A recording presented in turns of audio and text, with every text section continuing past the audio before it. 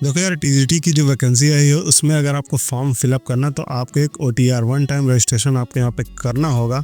अगर आपको पहले से रजिस्ट्रेशन है तब तो आपको लॉगिन करके फॉर्म फिलअप कर देना, और अगर आप पहली बार फॉर्म फिलअप कर रहे हो तो आपको यहाँ पे साइन अप करना पड़ेगा। तो सबसे पहले आपको आ जाना ऑफिशियल वेबसाइट पे, लिंक तुम्हें डिस्क्रिप्शन में देखने के लिए मिल जाएगा, वहाँ से तुमको आना है और जैसे आप क्लिक करोगे उस लिंक पे तो तुम्हारे सामने कुछ ऐसा पेज खोल के आ जाएगा, जहाँ पे जो पहला स्टेप है वहाँ पे तुम्हें सबसे पहले अपनी ईमेल आईडी डालनी है। और ईमेल आईडी जो आपकी ईमेल आपकी जो लॉगिन है जीमेल, वही तुमको यहाँ पे डाल देना है। उसके बाद मोबाइल नंबर डालना है, जो भी आपका मोबाइल नंबर है। उसके बाद वेरीफाई ईमेल एंड मोबाइल पे क्लिक कर देना है। जैसे आप वेरीफाई ईमेल और मोबाइल पे क्लिक करोगे आपके पास फ़ोन और ईमेल दोनों में आपके ओटीपी जाएगी। उस ओटीपी को तुमको यहाँ पे फिल करना है। जो भी ओटीपी आपके फ़ोन या ईमेल पे है इसको तुमको यहाँ पे फिल करके वेरीफाई करा देना है। सेकेंड स्टेप में आपको अपना फ़ोटो और साइन अपलोड करना है। जो आपका फ़ोटो है रिसेंट कलर पासपोर्ट साइज़ का फ़ोटो, और जो सिग्नेचर है वो ब्लैक पिन पॉइंट से वहाँ पे लिखा हुआ ब्लैक बॉल पॉइंट पेन से, मतलब ब्लैक डॉट पेन से आपको यहाँ पे साइन करके अपलोड करना है। उसके बाद आधार नंबर की डिटेल के लिए पूछा जाएगा, तो ये ऑप्शनल है, अगर आप अपना आधार नंबर डालना चाहें तो आप डाल सकते हैं, अदरवाइज़ कोई कंपलसरी नहीं है। उसके बाद एप्लीकेंट का नेम आपको यहाँ पे फिल करना है, तो जो भी आपका नाम है वो तुमको यहाँ पे फिल करना है। उसके बाद आपका मिडिल नेम अगर कोई आता है तो आपको मिडिल नेम में फिल करना है और लास्ट नेम फिल करना है। जैसे किसी किसी का होता है संतोष कुमार सिंह नाम है तो फर्स्ट नेम में संतोष, मिडिल नेम में कुमार और लास्ट नेम में सिंह यहाँ पे पड़ेगा। उसके बाद अगर किसी का मिडिल नेम नहीं हो तो आपको फर्स्ट और लास्ट नेम ही फिल करना है। ये आपको फिल करना, आपको अपने 10th के जो डॉक्यूमेंट है उसके हिसाब से आपको यहाँ पर फिल करना है, तो आप इस बात का विशेष ध्यान रखें। उसके बाद आपको अपना जेंडर सेलेक्ट करना है, जो भी आपका जेंडर है, मेल है फीमेल है। उसके बाद आपको अपनी डेट ऑफ बर्थ सेलेक्ट करनी है। डेट ऑफ बर्थ सेलेक्ट करने के बाद आप किस स्टेट के डोमिसाइल के, मतलब किस स्टेट के निवासी वो तुमको यहाँ पे बताना है। उत्तर प्रदेश के, मध्य प्रदेश के हैं, ये आपको अलग अलग यहाँ पे आपको बताना पड़ेगा, जो भी आपका निवास स्थान हो। उसके बाद आपको ज़िला आपको सेलेक्ट करना है, किस ज़िले के आप हैं। अगर उत्तर प्रदेश में तो आप किस ज़िले में, मध्य प्रदेश में तो आप किस ज़िले से हैं वो आपको यहाँ पे बताना है। उसके बाद कैटेगरी अगर आप उत्तर प्रदेश के हैं तो फिर आपको ओबीसी, एससी, एसटी ये सारे ऑप्शन मिलेंगे। अगर आप किसी अदर स्टेट के हैं, किसी अन्य राज्य के अभ्यर्थी हैं तो आपको जनरल कैटेगरी में ही फॉर्म फिल करना पड़ेगा। तो अभी ये मैं जाके यहाँ पे जो भी आपको, अगर आप यूपी से तो जो भी आपकी कैटेगरी लगती है वो आपको यहाँ पर फिल कर देना है।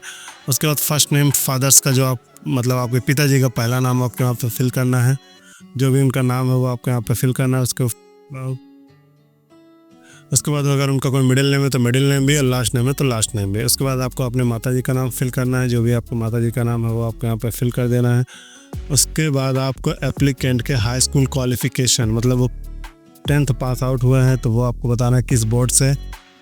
जो फॉर्म फिल कर रहे हैं उनका किस बोर्ड से आपने पास आउट किया 10वीं, वो आपको बताना है। सीबीएसई है, आईसीएसई है या यूपी बोर्ड है, वो आपके यहाँ पे बताना है।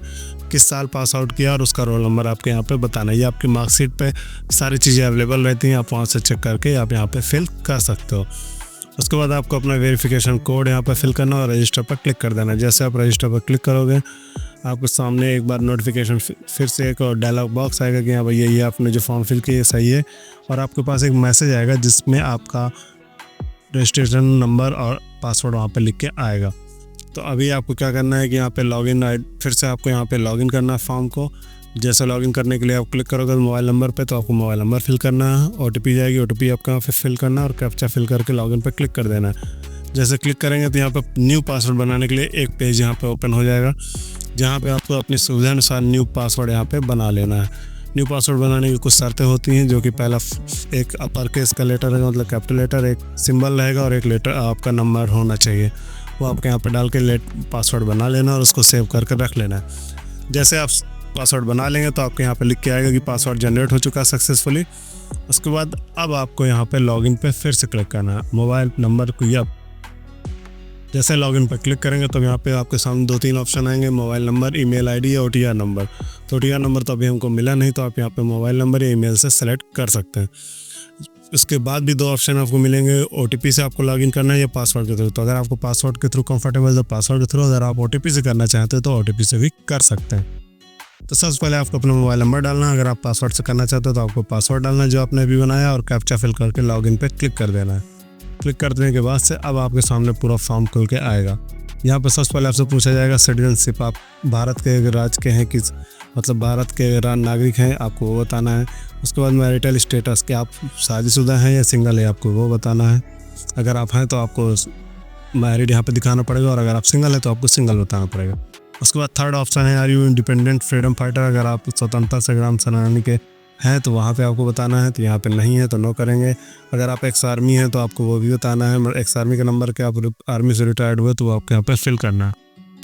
उसके बाद आपसे पूछा जाएगा कि आप फिजिकली हैंडीकैप्ड यानी दिव्यांग हैं, तो अगर आप हैं तो आप उसकी यस करके उसकी डिटेल फिल करेंगे, किस चीज़ में आपको प्रॉब्लम है। अगर आपकी लो विजन है या हेयरिंग प्रॉब्लम, उसके हिसाब से आपको यहाँ पर सेलेक्ट करना पड़ेगा।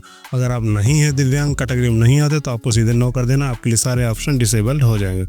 उसके बाद पूछा जाएगा कि आप स्किल प्लेयर हैं, अगर कोई डिस्ट्रिक्ट लेवल के प्लेयर है तो वो आपको बताना कि आप एनसीसी आपके पास है, अगर वो भी है तो आपको यस करना, नहीं तो उसको नो करना। तो इसमें सिंपल सी बात ये है कि अगर आपके पास जो चीज़ नहीं है उसको आपको नो कर देना, अगर आप यस करेंगे तो उसकी सारी डिटेल आपको फिल करनी पड़ेगी। यहाँ पे लिख के भी आ रहा है कि अगर आप गवर्नमेंट पहले आप जॉब करते थे या आपको यूपीपीएससी की तरफ से आपको कभी बैन किया गया है तो सारी डिटेल आपको यहाँ पे बतानी है। अगर आप पहले से गवर्नमेंट किसी स्टेट गवर्नमेंट के लिए काम कर रहे हो तो आपको यहाँ पे बतानी पड़ेगी कि हाँ हम, अगर आप पहले से किसी गवर्नमेंट के लिए काम कर रहे हो, मतलब सरकारी आदमी कहीं जॉब कर रहे हो, तो आपको बताना पड़ेगा कि हाँ भैया हम काम कर रहे हैं, उसके डिटेल आपको यहाँ पे फिल करने पड़ेंगे। उसके बाद आप आगे जाएंगे तो यहाँ पे आपको सबसे पहले आपको परमानेंट एड्रेस अपना फिल करना पड़ेगा।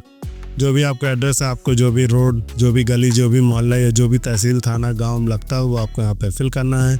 ज़िला अपना सेलेक्ट करना है, तहसील सेलेक्ट करना है, आपका जो एरिया वो किस में आता है, ग्रामीण में आता है, शहरी में आता है, आपको वो बताना है। आपका थाना कौन सा लगता है, हाउस नंबर आपको अपना बताना है, स्ट्रीट नंबर यानी गली नंबर, जो भी आपका मोहल्ला लगता है वो आपको बताना है। अगर नहीं लगता तो कोई कंपलसरी नहीं, कंपलसरी आपके वही है जिसमें आपको ये स्टार रेड कलर से देखने के लिए मिल रहा है।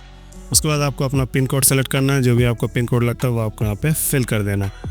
उसके बाद करस्पॉन्डिंग मेलिंग एड्रेस पे आपको देखोगे राइट साइड पर सेम एज परमानेंट एड्रेस, मतलब अगर आपका परमानेंट एड्रेस और ये करस्पॉन्डेंस मेलिंग एड्रेस है दोनों सेम है तो आपको उस पर टिक कर देना, ऑटोमेटिक पूरी डिटेल फिल हो जाएगी।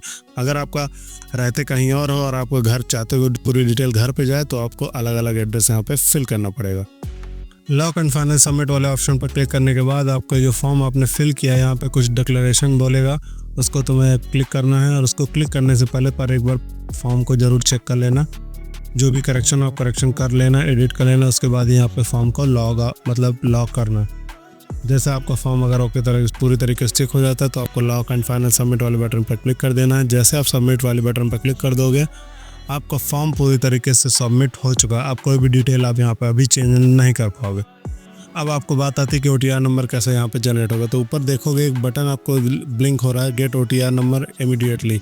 इसकी मदद से आपको OTR नंबर आपको तुरंत मिल जाएगा, तो उस पर तुम्हें क्लिक कर देना है। जैसे क्लिक करोगे तुम्हारे सामने एक मैसेज आएगा कि यहाँ पे आपका OTR नंबर ये है, वही तुमको यहाँ पे जैसे क्लिक करोगे तो यहाँ पे तुम्हारे सामने कुछ कंडीशन बताएगा कि आपका ईमेल वेरीफाई होना चाहिए, मोबाइल नंबर वेरीफाई होना चाहिए, पर्सनल डिटेल अपडेटेड होनी चाहिए, फ़ोटो और साइन अपलोडेड होना चाहिए। जैसे अगर आपको यहाँ पे यस दिखा रहा है तो आपको click to generate OTR number पर क्लिक कर देना है। जैसे आप क्लिक करोगे तो नीचे लिख के एक मैसेज आएगा, कांग्रेचुलेशन योर OTR नंबर इतना is generated successfully, kindly save it for future reference. तो ये आपको ये जो OTR नंबर ये आपको मैसेज के थ्रू भी मिल जाएगा, ईमेल पे भी मिल जाएगा, पर फिर भी तुम उसका एक प्रिंट आउट लेके या कहीं पे नोट डाउन करके रख सकते हो।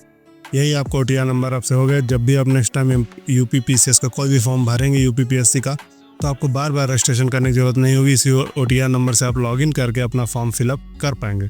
सबसे पहले जैसे ऑफिशियल वेबसाइट पर यहाँ पे आपको 3 तरह की वैकेंसी देखने को मिल जाएगी। तो सबसे पहले वाली ऊपर वाली सेलेक्ट करना है, अप्लाई वाली बटन पर क्लिक करना है। जैसे क्लिक करोगे तो यहाँ पे आपकी जितनी वैकेंसीज होंगी, assistant teacher male female, Hindi subject के लिए, इंग्लिश सब्जेक्ट के लिए, मैथ सब्जेक्ट के लिए, साइंस के लिए, सब अलग अलग आपको यहाँ पे देखने के लिए मिल जाएंगी। पे स्केल आपको देखने के लिए मिल जाएगा, लोअर एज और मैक्सिमम एज आपको यहाँ पे देखने के लिए मिल जाएगी। टोटल नंबर ऑफ वैकेंसीज भी देखने के लिए मिल जाएंगी, किसमें ज़्यादा है किसमें कम। जैसे मैथ में अगर हम बात करें तो 1107 है, और अगर साइंस की बात करें तो 1353 है। तो यहाँ पे आप इसकी तरह देख सकते हो। और इनकी हर एक की क्वालिफिकेशन आपके पास ग्रेजुएशन होना चाहिए और साथ ही साथ B.Ed आपके पास होना चाहिए, तभी आप इसको वैकेंसी के लिए एलिजिबल हैं। अगर आप दिव्यांग कैटेगरी में आते हैं तो उनके लिए कुछ अलग से एसेंशियल क्वालिफिकेशन है, वो आप यहाँ पे देख सकते हो नोटिफिकेशन, उसकी मदद से फॉर्म फिलअप कर सकते हो। तो अभी हम बढ़ते हैं कि फॉर्म कैसे फिल करते हैं। मान लीजिए हमारे पास तो ऑथेंटिकेट विथ OTR पे हमको क्लिक करना है। जैसे क्लिक करेंगे तो यहाँ पे आगे पेज बढ़ेगा। सर्वर थोड़ा स्लो हो सकता है क्योंकि अभी नया लॉन्च हुआ इस वजह से। तो ऑथेंटिकेट विथ उसमें क्लिक करेंगे। यहाँ पे OTR पे फिर आपसे पूछा जाएगा कि आपके पास OTR रजिस्ट्रेशन है, तो अगर आपके पास है तो आपको यस करना है, नहीं है तो नो करना है। यस करके यहाँ पे अगर आपके पास नहीं है तो कैसे रजिस्ट्रेशन करना है, इसकी वीडियो आपको स्क्रीन पे देखने के लिए मिल जाएगी। साथ ही साथ लिंक तुम्हें डिस्क्रिप्शन में है, जिसकी वीडियो की मदद से तुम अपना OTR रजिस्ट्रेशन कर पाओगे। तो अगर आपके पास OTR रजिस्ट्रेशन है तो आपको एक OTR नंबर मिला होगा, उसको तुमको यहाँ पे फिल कर देना है और प्रोसीड वाले बटन पे क्लिक कर देना है। जैसे प्रोसीड पे क्लिक करोगे आपको क्लिक हियर टू ऑथेंटिकेट वाले बटन, ग्रीन कलर का एक बटन देखने को मिलेगा, उस पर तुम्हें क्लिक करना है और आगे जो आपकी एसेंशियल क्वालिफिकेशन या और जो फॉर्म में डिस्क्रिप्शन में मांगा हुआ है वो आप यहाँ पे फॉर्म आपको फिल करना है। 90% चीज़ें आपके यहाँ पे फिल रहेंगी, क्योंकि आपको OTR में बाकी सारी चीज़ें आपसे जानकारी ले ली जाती है, तो वही जानकारी आपकी पूरी डिटेल फिल होकर आपको यहाँ पे देखने के लिए मिल जाता है। जैसे लॉगिन हो जाएगा यहाँ पे तुमको देखने के लिए मिलेगा तुम्हारे रजिस्ट्रेशन में जो नाम है, पिताजी का नाम है, माताजी का नाम है, सारी डिटेल देखने के लिए मिल जाएंगी। किस पोस्ट के लिए तुम अप्लाई कर रहे हो और कितनी मिनिमम एज, लोअर एज और कितनी टोटल नंबर ऑफ वैकेंसीज हैं, ये तुमको यहाँ पे देखने के लिए मिल जाएगा। ये सारी चीज़ें चेक करने के बाद कि हाँ तुम उसी में साइंस में ही अप्लाई कर रही हो, मतलब जिसमें भी तुमको अप्लाई करना हो तो उसी सब्जेक्ट में अप्लाई करो, तो तुमको प्रोसीड वाले बटन पर क्लिक करना है। यहाँ पे बाकी सारी चीज़ें आपको यहाँ पे फील्ड मिलेंगी, आपको और कुछ नहीं करना है, क्योंकि सारी डिटेल आप OTR में फिल कर चुके हैं। आपको सीधे नीचे आना है और एसेंशियल क्वालिफिकेशन की जो डिटेल है इसमें तुमसे पूछेगा कि क्या आपके पास ग्रेजुएशन और BEd है, तो यहाँ पे आपको यस सेलेक्ट करना है, क्योंकि यहाँ अगर है आपके पास, अगर आपके पास नो यहाँ पे अगर आप सेलेक्ट करेंगे तो आप फॉर्म भरने के लिए एलिजिबल नहीं होंगे। तो सीधे सीधे यहाँ पे आपको यस करना है। उसके बाद नीचे आपको कैप्चा कोड देखने के लिए मिलेगा, उस पर कैप्चा कोड फिल करके प्रोसीड फॉर इंटरिंग डिटेल्स पर क्लिक करना है। जैसे क्लिक करोगे तो कुछ इंस्ट्रक्शन तुम्हारे सामने आएंगे। Candidate are advised to use dashboard service to complete application form, मतलब आपको पहले पार्ट 1 फिल करना है, फिर पार्ट 2 फिल करना है, फिर फीस की डिपॉजिट फीस पे करनी है, उसके बाद प्रिंट एप्लीकेशन फॉर्म, मतलब उसका फॉर्म आपको प्रिंट कर लेना है, उसका स्टेटस चेक करना है और अगर कोई करेक्शन है तो आपको मॉडिफाई करना है। तो हाँ, अगर आपने सारी चीज़ें पढ़ ली तो आपको ग्रीन वाले बटन पर क्लिक करके आगे बढ़ना है। जैसे आप आगे आओगे सेकंड तो आपकी फिर से पूरी डिटेल आपसे पूछी जाएगी। अब जैसे आप आगे आओगे तो आपको यहाँ पे देखने के लिए मिल जाएगा कि आपका जो पार्ट 1 है वो पूरी तरीके से फिल हो चुका है। डेट और टाइम और IP एड्रेस यहाँ पे देखने के लिए आपको मिल जाएगा। अब बात आती है पार्ट 2 की, तो हमें तो उसको फिल करना है। कई बार सर्वर ना होने की वजह से ये आपको थोड़ी प्रॉब्लम कर सकता है, पर आपको सीधे अगर दिक्कत आती है तो आपको सीधे लॉग आउट हो जाना और फिर से लॉगिन कर लेना है। तो जैसे पार्ट 2 में आ गए तो बाकी सारी डिटेल आपकी फील्ड है, आपको कुछ यहाँ पे नहीं करना। उसके बाद नीचे आना है और पूछेगा यहाँ पे कि क्या क्या आपने आर्मी के लिए मिनिमम 2 साल के लिए आपने सर्व किया, तो अगर आपने किया तो यस करना और उसकी डिटेल फिल करना, अगर आपने नहीं किया तो नो करके आगे बढ़ जाना। उसके बाद और आपसे एक चीज़ और पूछी जाएगी यहाँ पे, क्या आपके पास NCC से संबंधित कोई सर्टिफिकेट है। अगर आपके पास है तो उसकी डिटेल आपके यहाँ पर फिल करनी है और अगर नहीं है तो नो करके आगे बढ़ जाना। फिर नीचे आएंगे तो परमानेंट एड्रेस में आपको डिटेल आपकी देखने मिलेगी, जो आपका एड्रेस है। अगर वो आपका एड्रेस में कोई करेक्शन है तो आप करेक्शन कर सकते हो OTR वाली वेबसाइट में जाके दोबारा से, और अगर कोई करेक्शन नहीं है, सारी चीज़ें सही, तो आपको नीचे आना है। I accept the every declaration में आपको यस करना है कि हाँ भैया हम सारी चीज़ें सुन रहे हैं, समझ रहे हैं, सब मान रहे हैं आपकी सारी शर्तों को। उसके बाद आपको यस करके नीचे कैप्चा पे क्लिक कर देना है। कैप्चा वाले जो आपको बगल में कोड लिखा हुआ उस कैप्चा कोड को आपको यहाँ पर फिल करना है और प्रीव्यू फॉर्म पे क्लिक कर देना है। जैसे प्रीव्यू फॉर्म पे आप क्लिक करेंगे तो आपको जो फॉर्म है जो आपने फिल किया वो आपको प्रीव्यू करके दिखाया जाएगा। अगर आपका फॉर्म पूरी तरीके से सही है तो आपको यहाँ पे सबमिट एप्लीकेशन फॉर्म पे क्लिक करना है। अगर कोई करेक्शन है तो आपको एडिट भी कर सकते हो, पर हमारे यहाँ केस में यहाँ पे फॉर्म पूरी तरीके से ओके है, तो आपको सबमिट एप्लीकेशन फॉर्म पे क्लिक करना है। जैसे सबमिट कर दोगे उसके बाद अब आपसे फ़ीस पेमेंट के लिए पूछा जाएगा कि आप फ़ीस पेमेंट करना चाहते हैं यस या नो। आपको अमाउंट यहाँ पर दिख रहा होगा 125 रुपये एडवर्टीजमेंट के लिए, और किस सब्जेक्ट के लिए आप फिल कर रहे हैं, साइंस सब्जेक्ट के लिए। तो आपको यहाँ पर क्लिक करना और यस पे क्लिक कर देना, क्योंकि हमको यहाँ पे फ़ीस पेमेंट करना है। फ़ीस पेमेंट करने के लिए आप debit card, net banking, UPI जिससे भी आप कंफर्टेबल उससे आपको फ़ीस यहाँ पे पेमेंट कर देनी है। फ़ीस पेमेंट करने के बाद आपको इसका स्टेटस चेक करना है। अगर आपका फ़ीस पेमेंट स्टेटस ओके है तो आपको यहाँ पे फॉर्म ऑटोमेटिक सबमिट हो जाएगा और उसका आपको प्रिंट निकाल के अपने पास रख लेना फ्यूचर रेफरेंस के लिए। और अगर आपके फॉर्म में कोई करेक्शन है तो आप उसको 4 सितंबर तक करेक्शन कर सकते हो। तो ये आपको विशेष ध्यान देना है इस बात का। और जो लास्ट डेट है फॉर्म फिलअप करने की 28 अगस्त है, तो अगर जिन्होंने फॉर्म नहीं फिल किया वो जल्द से जल्द फिल कर ले। अगर आपके कोई फ्रेंड सर्कल में है उन्होंने फॉर्म नहीं फिल किया, OTR रजिस्ट्रेशन नहीं की, तो आप उनको ये वाली वीडियो ज़रूर भेजिएगा जिससे वो अपना फॉर्म फिल करके इस वैकेंसीज़ के लिए तैयारी कर सके। तो आई होप तुमको चीज़ें समझ में आ गई होंगी। फिर भी अगर कोई डाउट हो तो कमेंट सेक्शन में कमेंट करके पूछ सकते हो। तब तक के लिए धन्यवाद। जय।